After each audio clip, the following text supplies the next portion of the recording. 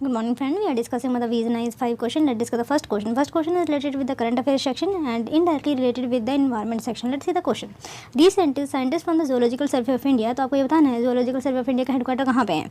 तो इंडिया के अंदर सब स्पीसीज पाई जाती है रेड पांडा की, हिमालयन रेड पांडा की, चाइनीज़ रेड पांडा की. उसी के कंटेक्स्ट में आपको ये बताना है regarding red panda. Red panda अगर आपने वर्ल्ड वाइड फंड का जो लोगो देखा होगा वहाँ पे भी जो रेड पांडा नहीं बल्कि जायंट पांडा दिखाया जाता है जो ब्लैक एंड वाइट कलर का होता है. एनीवे एक स्टेट एनिमल आपका अरुणाचल प्रदेश का about red panda. Number second जो सियांग रिवर है अरुणाचल प्रदेश को स्प्लिट करती है रेड पांडा को 2 सब स्पीसीज में. जो मतलब क्या कि जो सियांग रिवर है एक न्यू सब स्पीसीज डेवलप हो रही है, उनका इवोल्यूशन हो रहा है.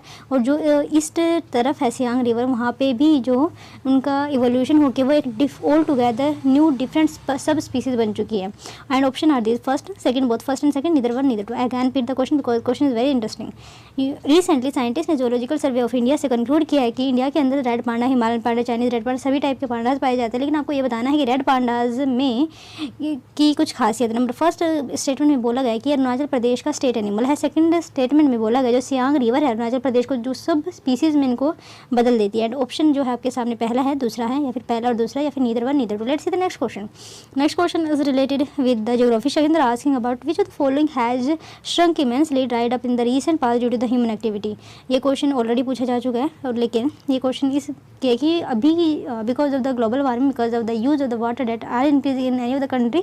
तो किसकी वजह से और exploitation because of the anthropogenic activities of the man and over exploitation of water of these river they are dried up, they are श्रंकन.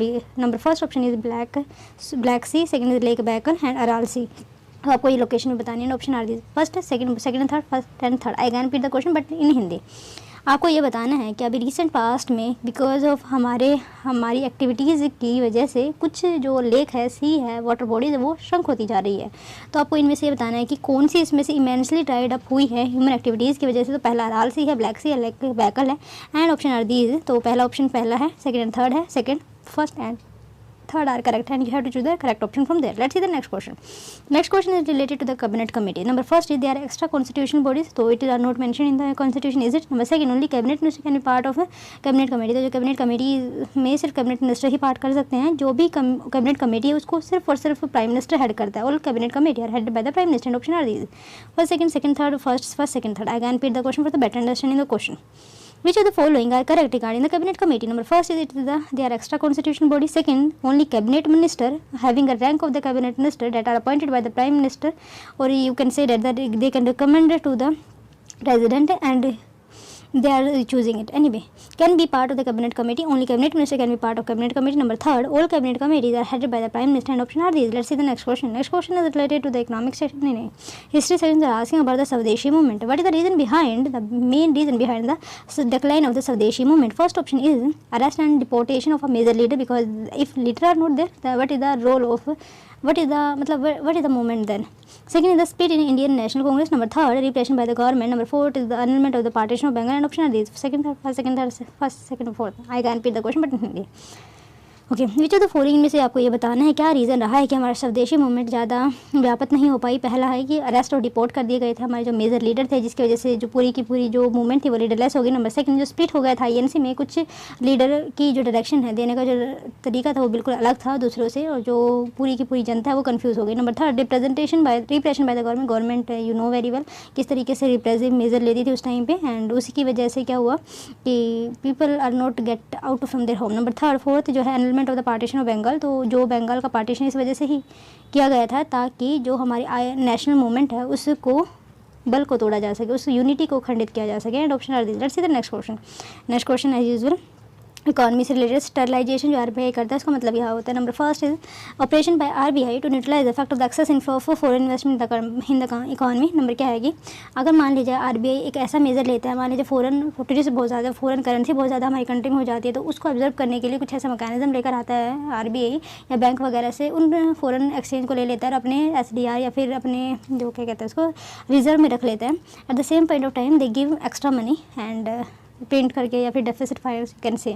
Second है ये एक ऑपरेशन है आरबीआई का न्यूट्रलाइज करने के लिए एनपीए जो हमारी इकॉनमी में हो चुके हैं। नंबर थर्ड ऑपरेशन है ये आरबीआई का ताकि न्यूट्रलाइज किया जा सके हाई फिस्कल डेफिसिट जो इकॉनमी में हो रहा है because of the government spending. Number fourth is none of these.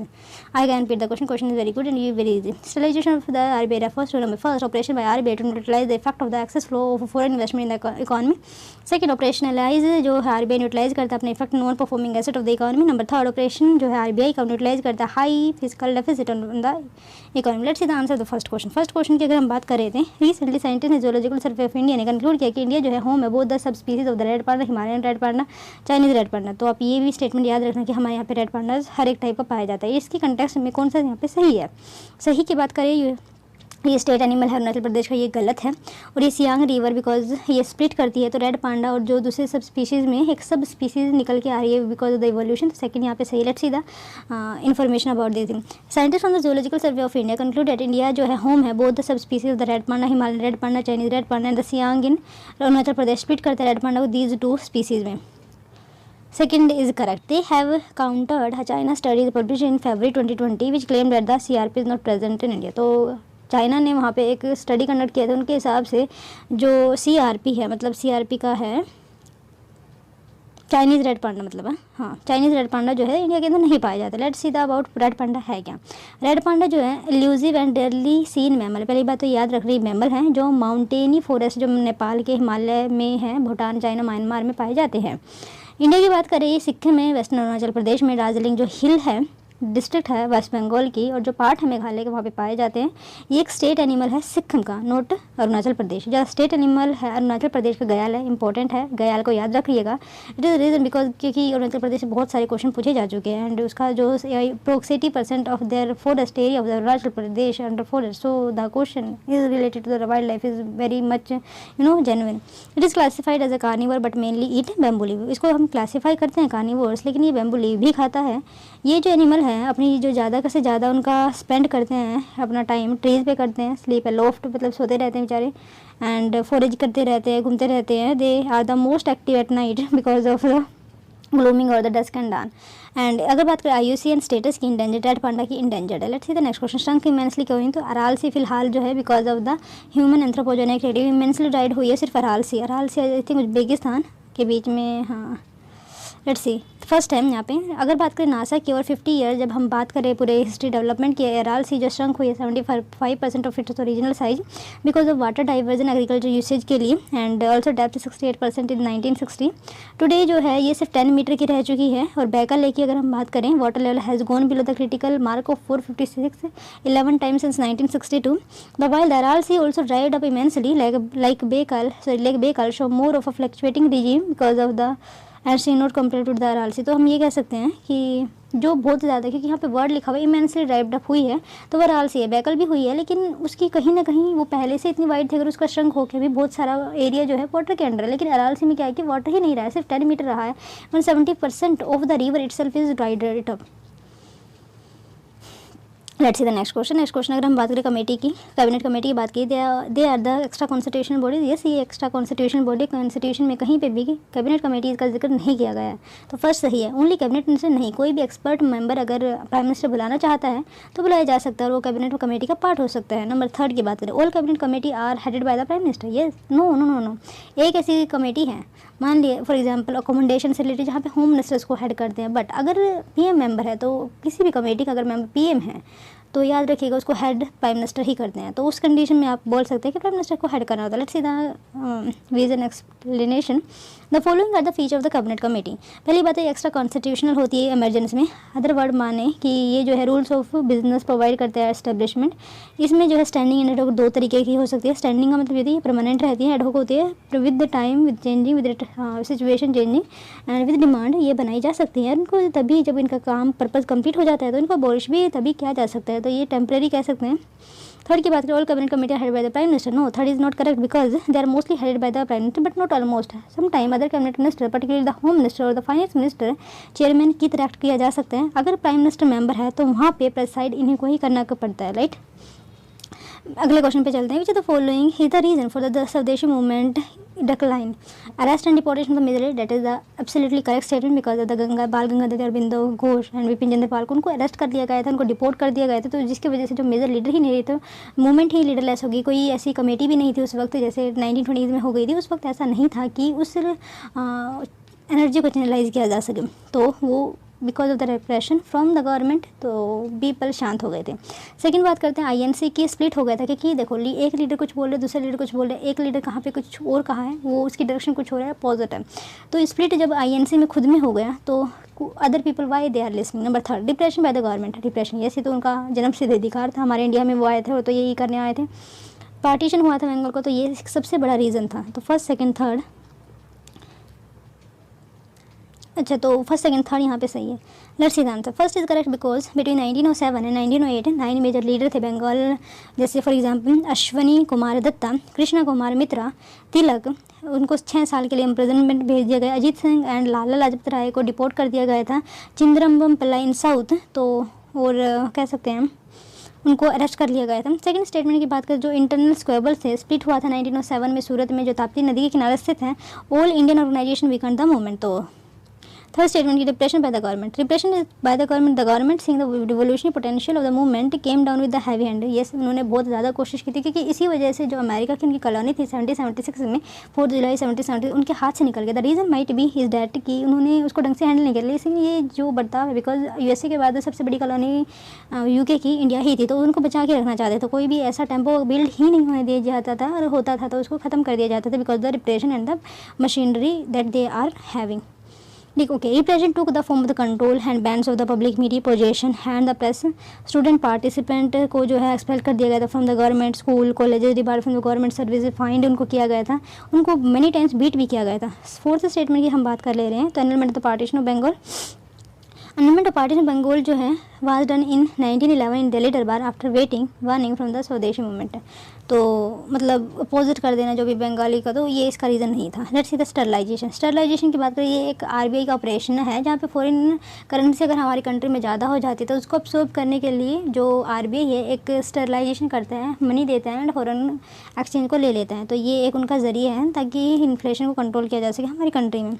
Sterilization refers to the purchase or the process by which the RBI takes away money from the banking sector so that they can utilize the fresh money that enter the system। ठीक है, तो ये open market operation से भी किया जा सकता है।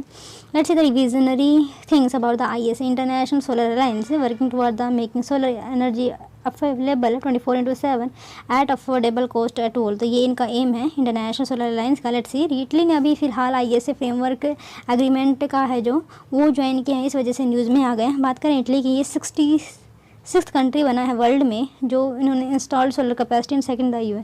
Italy is the 6th country in the world for installed solar capacity and second in the EU.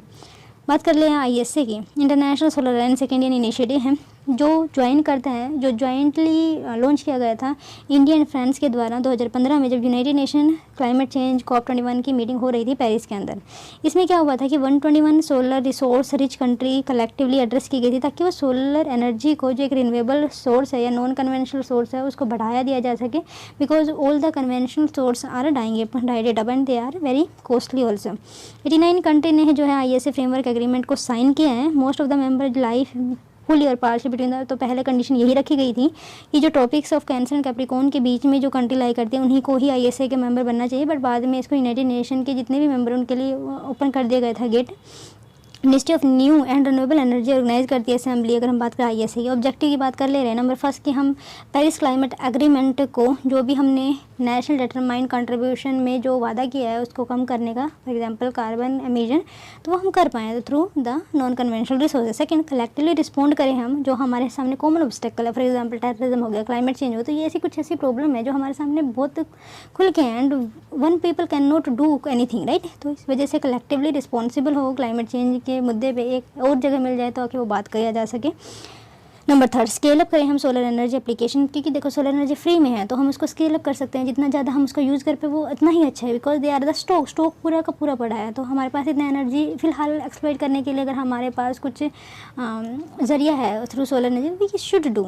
Number fourth, mobilise करने के लिए इन्वेस्टमेंट, तो ये है हम मोबिलाइज करना चाहते हैं 1000 बिलियन इन्वेस्टमेंट 2030 ताकि इंफ्रास्ट्रक्चर डेवलपमेंट हो, पीपल को रोजगार मिलेगा, तो सब चाहते हैं। But is the significance why India is so much interested? Number first is the collaborative platform है ताकि हम अचीव कर सकते हैं कॉमन गोल को, increasing the use and quality of the solar energy in affordable manner. तो जो भी you know very well solar energy free में है, सबको इक्वली मिलती है, and because of the location they can be benefit, that is a different story, but all though ये सभी के लिए सेम है। इनोवेटिव एफर्ट है कि हम रिड्यूस कर सकते हैं cost of finance and technology की, ताकि इमीडिएट डेवलपमेंट किया जा सके, डिप्लॉयमेंट किया जा सकता है सोलर जनरेशन एसेट का इन ISA मेंबर कंट्री। बात करें स्टेक होल्डर को साथ में लेके आना, कम से कम बात करेंगे तो एक्शन होगा, सोचेंगे, कुछ विचार करेंगे, then we can provide and into action. Member countries international organisation private sector support करते हैं रूरल एंड डिसेंट्रलाइज एप्लीकेशन को विलेज वगैरह में, एंड ये जो है ग्रिड की भी ज़्यादा ज़रूरत नहीं पड़ती है। तो ये एक बहुत सस्ता, बहुत अच्छा और बहुत फ्यूचरिस्टिक सोल्यूशन हो सकता है जो हमारे सामने प्रॉब्लम है। Because of the lack of the infrastructure we have energy but we can not provide because the lack of the infrastructure facility in the village area, basically in the panchayat and far away panchayat basically, कि जो achieve करने का 2030 sustainable development goal है उसको हम अच्छी तरीके से पूरा कर सकते हैं। इंडिया ने टारगेट किया है कि 175 गीगावाट रिन्यूएबल एनर्जी से बनाया जाएगा कब तक, 2022 तक, जो इंक्लूड करता है 100 गीगावाट फ्रॉम सोलर एनर्जी। तो ये एक बहुत मेजर चंक है। You can count into percentage also, 175 into 100, तो आप यहाँ से 25 चौके 25 9, तो आप 4/9 आप निकाल सकते हैं। आई थिंक 40-50% जो हमारा है उस 46% अप्रोक्स, तो ये सिर्फ और सिर्फ सोलर एनर्जी से आता है। रिफ्लेक्टिंग ऑफ इंडियाज़ कमिटमेंट कि हम यूनिवर्सलाइज करना चाहते हैं सोलर एनर्जी के यूज़ को, अरेंज करना 24/7 इलेक्ट्रिसिटीज़ ताकि सभी पर्सन को इलेक्ट्रिसिटी मिल सके। इंडिया जो है मेक अपना कोशिश कर रहा है ISA एड्रेस करने की, जो हमारे सामने चैलेंज है सस्टेनेबिलिटी का, एनर्जी का, पॉवर्टी का, क्लाइमेट चेंज का। तो ये एक स्टेप फॉरवर्ड है to reduce this type of problem. The Paris agreement is a legally binding international treaty on climate change adopted in 2015 by 196 parties at COP21 in Paris. Aim इसका ये था कि हम लिमिट करें global warming below 2 degree, preferably अगर हो सकता है तो 1.5 डिग्री। ओके, देखो ये जो स्लाइड है मैंने इसलिए यहाँ पे डाली है ताकि आप एक चीज़ यहाँ पे देखें। देखो सेशन है पार्लियामेंट का, कभी भी है जन गण मन से स्टार्ट होता है और कंक्लूड किया जाता है वंदे मातरम का। बात करते हैं जन गण मन की। लेट्स से पहले हम जन गण मन की बात ही कर ले रहे हैं। नेशनल एंथम की जो सॉन्ग है जन गण मन, कंपोज ओरिजिनली रविंद्रनाथ टैगोर के जी के द्वारा किया गया था, यू नो वेरी वेल। और हमारी कॉन्स्टिट्यूएंट असेंबली ने 24 जनवरी 1950 को इसको अडॉप्ट किया था। ओके, और ये सबसे पहले गाया कहाँ था, याद रखना, चाहे ये नेशनल एंथम है चाहे नेशनल सॉन्ग हो, तो कोलकाता सेशन ही था दोनों में, और डेट है 1911, और उसके चेयरमैन थे विशन को नारायण दत्ता ऑफ INC उस वक्त के लिए। रविंद्रनाथ टैगोर ने पब्लिश किया था तत्वबोधिनी, तो ये भी याद रखना कहाँ पे इसको पब्लिश किया गया था, तत्वबोधिनी 1912, जिसका टाइटल था भारत भाग्य विधाता, एंड इन ट्रांसलेट किया था इसको इंग्लिश में 1919 में with the title morning song of India. तो इसको 1919 में ट्रांसलेट करके इसको कहा गया था ये मॉर्निंग सॉन्ग है इंडिया का। इसका जो क्रेडिट दिया जाता है कंपोज करने का, म्यूज़िक वगैरह का, for example captain Ram Singh Thakur है, जो नेशनल एंथम गोज टू। बात करें प्लेइंग टाइम की तो 52 सेकंड माना जाता है, एंड प्लेइंग टाइम अप्रोक्सीमेटली एक स्टैंजा के लिए 20 सेकंड है। एंड नेशनल सॉन्ग की बात कर ले रहे हैं, जो सॉन्ग है वंदे मातरम, ये संस्कृत में लिखा गया है, बंकिम चंद्र चटर्जी के द्वारा इसको लिखा गया था, जिसने इंस्पिरेशन ली थी हमारे फ्रीडम स्ट्रगल से ही। ये जो है it has an equal status जो जनगण मन का है। जब फर्स्ट पॉलिटिकल ओकेजन जहाँ पे हमने इसको गाया था वो 1896 का सेशन था, जिसका चेयरमैनशिप थी रहीमतुल्लाह सयानी के द्वारा ऑफ INC। जो सॉन्ग है वो पब्लिश किया गया था नोवेल आनंद मत के द्वारा, जो 1882 में लिखा गया था। पहले वाला कौन सा था, तत्वबोधिनी 1912, यहाँ पे 1882, जस्ट अ मिनट, जो ऑथर किया गया था बंकिम चंद्र चटर्जी के द्वारा। अगर हम बात करें सॉन्ग के टाइमिंग की, कितने मिनट में इसको गाया वगैरह जाता है, तो 1 मिनट एंड 5 सेकेंड 65 सेकेंड, उसका क्या है 52 second. Nobody can be force to sing the national song. तो याद रखना नेशनल सॉन्ग को जो कोई भी फोर्स नहीं कर सकते कि आपको गाना है, लेकिन यस दूसरे नेशनल एंथम को किया भी जा सकता है। Session of the parliament begin with the Jana Gana Mana and Vande Mataram. By this we are ending the session.